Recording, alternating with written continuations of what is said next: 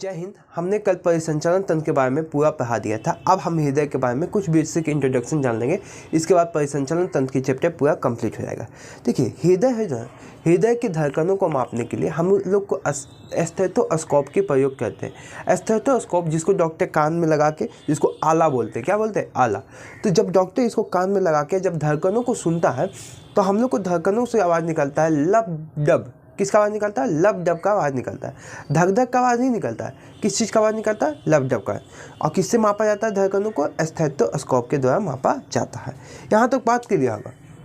देखिए, अब एक बात और है, जब हम लोग एक बार धड़कता है ना, जब हृदय एक बार धड़कता है, कितना है? एक बार। तो एक बार धड़कता है तो हम लोग में 70 ml, कितना? 70 ml। एक बार जब धड़कता है तो 70 ml का ब्लड क्या रहता है? प्यूरिफाई हो जाता है। मतलब 70 ml ब्लड को ले लेता है। कौन? हृदय। क्योंकि छोटा सा हृदय है तो एक बार में तो पूरा ब्लड नहीं लेगा शरीर का, क्योंकि शरीर में टोटल कितने ब्लड है? 5.5 लीटर ब्लड है। तो एक बार में तो टोटल ब्लड नहीं लेगा। तो इसलिए एक बार जब धड़कता है तो कितना ले लेता है? 70 ml ब्लड लेता है। और उसको क्या कहता है? पंप करके लंग्स के पास पहुंचाता है और फिर ले लेता है 70 ml। मतलब एक बार धड़केगा तो 70 ml। वैसी 1 मिनट धड़कता है तो 72 बार धड़कता है। 1 मिनट में कितना बार धड़कता है? 1 मिनट में वो 72 बार धड़कता है। और 72 बार धड़कता है 1 मिनट में। यहाँ देखिए, 1 मिनट लिख देते हैं। 1 मिनट में वो कितना बार धड़कता है? 72 बार धड़कता है। और 72 बार, एक बार में कितना लीटर? 70 लीटर।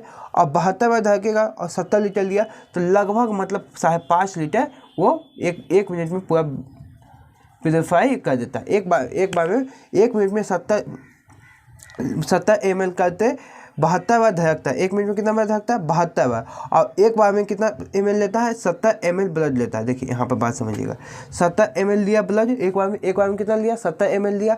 लेकिन एक बार धड़का तब कितना लिया? 70 ml लिया। लेकिन 1 मिनट में कितना बार धड़केगा? तो 72 बार धड़केगा। कितना? 72 बार। देखिए 72 बार धड़केगा। तो 72 बार धड़का तो और 70 ml लिया एक बार में, तो 72 बार में कितना? तो 72 गुने 70 5.5 लीटर, लगभग कितना? 5.5 लीटर। कोई दिक्कत? क्लियर होगा यहाँ तक? बात एक और समझना है कि ये जो होता है ना, पेसमेकर, क्या होता है?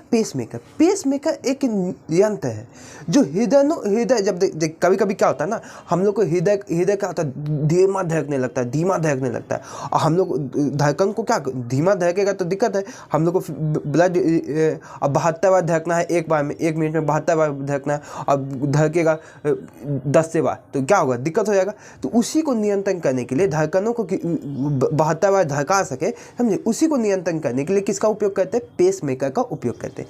इसको लगाते कहाँ? तो इसको लगाते हैं दाहिना आलिंद में। इसको कहाँ लगाते हैं? दाहिना आलिंद में।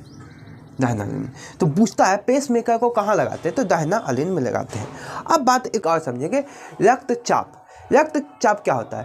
तो जो ब्लड है, ब्लड के प्रभाव के कारण नसों पर पड़ने वाला दबाव क्या कहलाता है? रक्तचाप कहलाता है। ब्लड प्रभाव होता है, मतलब ब्लड एक जगह से दूसरी जगह, जैसे हृदय से जाता है हृदय से जाता है शरीर में, शरीर से जाता है हृदय में, तो ये क्या ब्लड का क्या प्रभाव हो रहा है? तो उसके कारण एक ब्लड पर, नसों पर एक प्रभाव पड़ता है, जिसे बोलते हैं रक्तचाप। क्या बोलते हैं? रक्तचाप, जिसको इंग्लिश में बोलते हैं ब्लड प्रेशर और शॉर्ट में बोलते हैं बीपी। नहीं बोलते बीपी मापने के लिए जाए हैं। तो बीपी क्या होता है ना, जब हम लोग को हृदय फैलता है तो उसे बोलते हैं डायस्टोलिक बोलते हैं।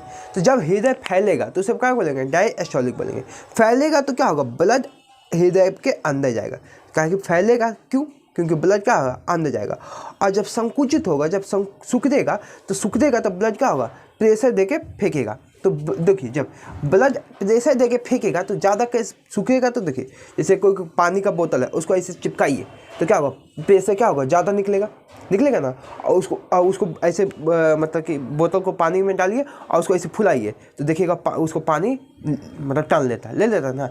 तो इसका मतलब जो पानी टान है, तो फूलेगा तो क्या होगा? पानी टानेगा। और सूखेगा तो क्या होगा? पानी फेंकेगा बोतल में। उसी प्रकार हृदय में सेम कॉन्सेप्ट होता है। हृदय जब फूलेगा तो हृदय क्या करेगा? ब्लड को अपने अंदर भरेगा, तो उसे बोलते हैं डायस्टोलिक बोलते हैं। और जब सूख देगा तो ब्लड को प्रेशर देके फेंकेगा, तो उसको बोलते हैं साइएस्टोलिक बोलते हैं। क्या बोलते हैं? साइएस्टोलिक बोलते हैं। अब जब इसको तू जब फेंकेगा तो कस के प्रेशर भेजेगा, तो कस के तो 120, और सुखरेगा तो कम प्रेशर में खिसकेगा तो कितना 80। तो इसलिए ब्लड प्रेशर कितना हो जाता है 180/20, 120/80, 180 नहीं 120/80। समझ में आ गया होगा।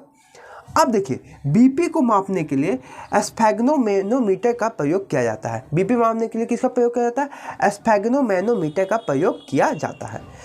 तो कभी कभी क्या होता है ना, बीपी बढ़ जाता है। बीपी क्या हो जाता है? बढ़ जाता है। जैसे कभी कभी बीपी क्या होगा, बीपी 130 हो जाएगा 90। देखते हैं कभी कभी बीपी बढ़ जाता है, तो इसको बोलते हैं हाइपोटेंशन। क्या बोलते हैं? हाइपरटेंशन। हाइपरटेंशन बोलते हैं। और जब बीपी कभी कभी कम हो जाता है ना, देखिए ये है बीपी, ये क्या है? बीपी। अब बीपी कभी कभी क्या हो जाता है? कम। जैसे 110/70 हो गया, बीपी क्या हो गया? कम हो गया। तो इसको बोलते हैं हाइपोटेंशन। क्या बोलते हैं? हाइपोटेंशन बोलते हैं। कोई दिक्कत? तो ये हो गया हाइपरटेंशन, ये हो गया हाइपोटेंशन।